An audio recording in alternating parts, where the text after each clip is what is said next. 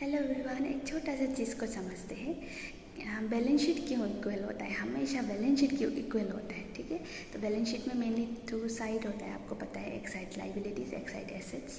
तो liability side में mainly owners का कैपिटल और बाकी जो भी लाइबिलिटीज़ है उसको लिखा जाता है, और दूसरा साइड में एसेट्स, आपका जो भी संपत्ति समझ लो वो लिखा जाता है। आपका जो भी केस है या मतलब स्टॉक है या इन्वेस्टमेंट है, सब कुछ आपका उधर लिखा जाता है एसेट साइड में। तो अभी जो भी आपका पास एसेट्स है ना, वो कहाँ से आया होगा आपका पास जो भी संपत्ति है? क्योंकि बिजनेस में जब स्टार्टिंग में ओनर्स बिजनेस शुरू करता है तो कैपिटल होता है उसका, मतलब पैसा जो यूज़ करता है उसको कैपिटल बोला जाता है। वो कैपिटल से ही शुरुआत करता है ना। तो वो कैपिटल जब क्या के लिए यूज़ करेगा ओनर? एसेट्स खरीदने के लिए यूज़ करेगा, है ना। इट मीन्स कैपिटल रिड्यूस हो रहा है, मतलब इसका मतलब एसेट्स खरीद रहे हैं, एसेट्स ऐड हो रहा है। तो इसलिए, और अगर आप आउटसाइड से पैसा ले रहे हो, बाहर वाले मतलब इंसान लोग से पैसा ले रहे हो, इट मीन्स आप एसेट्स खरीदने के लिए ही लोगे। तो एसेट जो भी आ रहा है वो कहाँ से आ रहा है?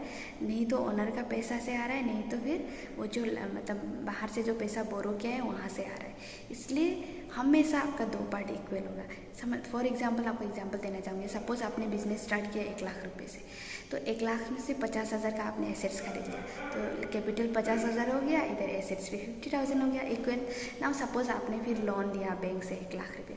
लोन क्यों लिया? क्योंकि आपको कुछ खरीदना है बेचने के लिए, एसेट्स वगैरह, इसलिए लिया होगा।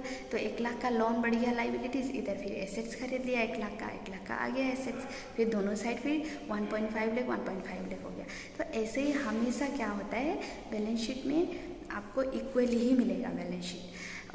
और एक चीज़ हम लोग का अकाउंट्स में हम लोग को पता है कि डबल एंट्री सिस्टम बताता है कि हर एक ट्रांजेक्शन्स का 2 एस्पेक्ट होता है, एक डेबिट साइड एक क्रेडिट साइड। इसका कारण से भी क्या होता है कि बैलेंस शीट हमेशा इक्वल ही होता है।